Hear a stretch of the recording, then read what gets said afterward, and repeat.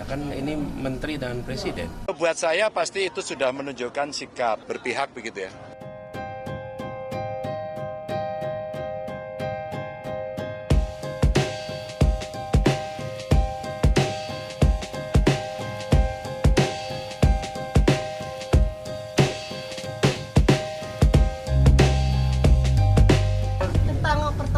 Antara Pak Jokowi dan Pak Prabowo hari ini, Pak, yang sudah dikonfirmasi sendiri oleh staf Presiden, bagaimana Pak tanggapannya terkait pertemuan tersebut? Padahal Pak Presiden di sini ya posisinya, Pak.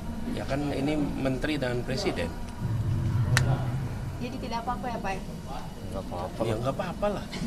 Tapi pertemuannya kan Iya, jelang debat, Pak. Ini kan di tahun politik dan juga jelang debat. Ya kalau orang bertugas, ini kan bertugas. Yang satu bertugas sebagai presiden, yang satu bertugas sebagai menteri, kemudian ada pertemuan, ya sah-sah saja, tidak ada masalah. Harus jaga nama beliau, kita harus ingatkan terus-menerus supaya jangan sampai prestasi-prestasinya terganggu dengan ketidaknetralan.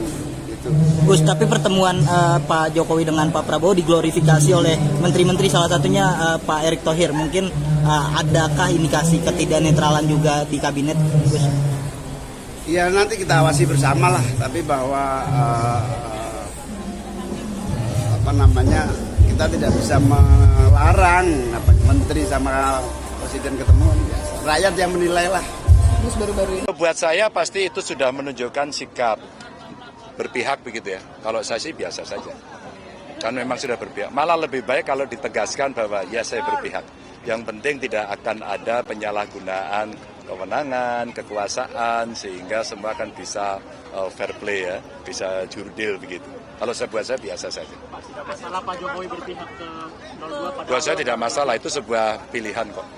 Ya. Sedikit Pak, besok kan topik debat, topik etika politik begitu kan seorang kepala negara. Kenapa? Seorang kepala negara secara etika gitu, etika politik. Iya, memang kita punya problem etika gitu kan. Karena ada yang tidak setuju dengan etika. Tidak ada kekhawatiran Pak soal kenetralitasan kepala negara. Kekhawatiran kita adalah ketika semua penyalahgunaan kewenangannya terjadi. Ketika menyalahgunakan kewenangan itu terjadi, maka pada saat itu menjadi berbahaya. Maka kontrolnya mesti bagus ya, Bawaslu nggak boleh takut ya.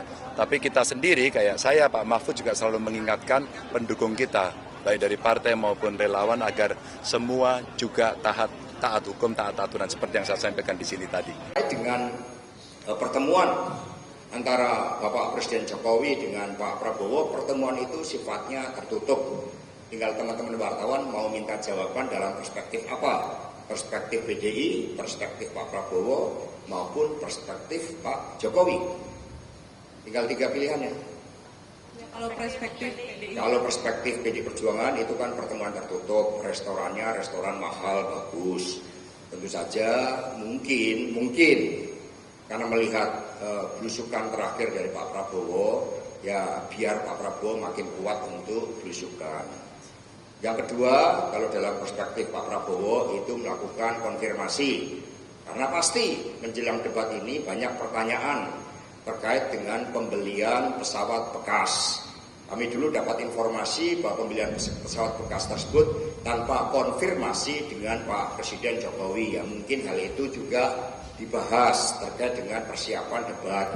Kalau perspektif Pak Jokowi, karena Pak Jokowi ini kan juga tidak suka rame-rame, jangan emosi, kira-kira itu analisis dari PDI Perjuangan.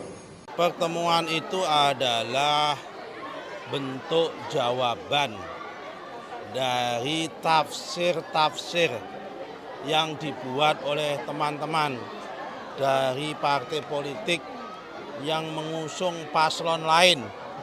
Selama ini ada yang mengatakan yang bisa belusukan hanya Pak Jokowi sama calon lain. Kemudian calon lain selalu dibuntuti sama Pak Jokowi, tanda sayang, ya kan, dan sebagainya. Ada juga yang mengatakan bahwa tidak mungkin presiden.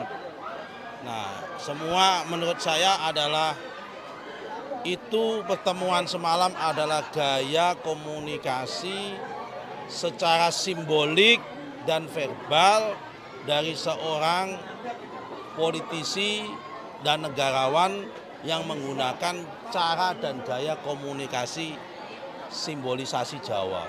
Berarti bisa dikatakan simbol ini merupakan dukungan Pak Simbol Jokowi. dukungan secara terang dan publik bahwa pemilu kurang sekitar 38 hari lagi saya membackup Pak Prabowo dan Gibran.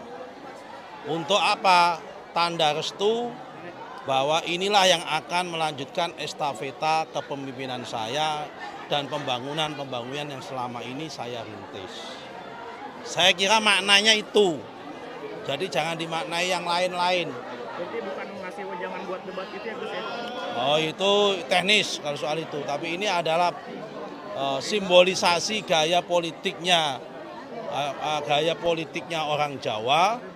Cara berkomunikasi ya seperti itu, nggak mungkin ngomong beliau kan berbeda. Kalau saya kan TKN, coblos Pak Prabowo Gibran, hidup Prabowo Gibran, kan tidak mungkin.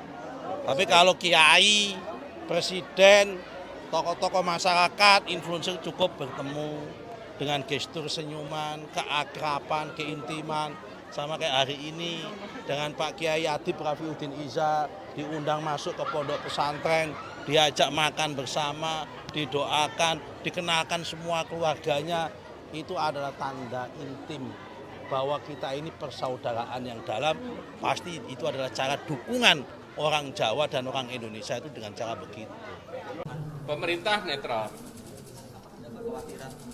Kami tidak khawatir karena pemilu kan secara terbuka, wartawan bisa ada di mana-mana, KPU-nya jelas, Bawaslu-nya ada, sehingga kita percayakan karena ini kan pemilu bukan yang pertama kali.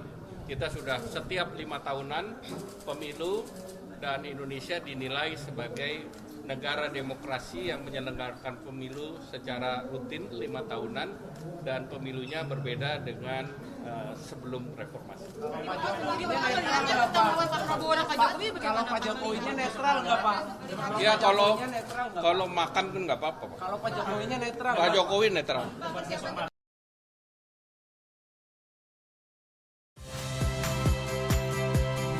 Saya Agin Fridianto. Saksikan terus program-program Kompas TV melalui siaran digital, pay TV, dan media streaming lain. Kompas TV, independen, terpercaya.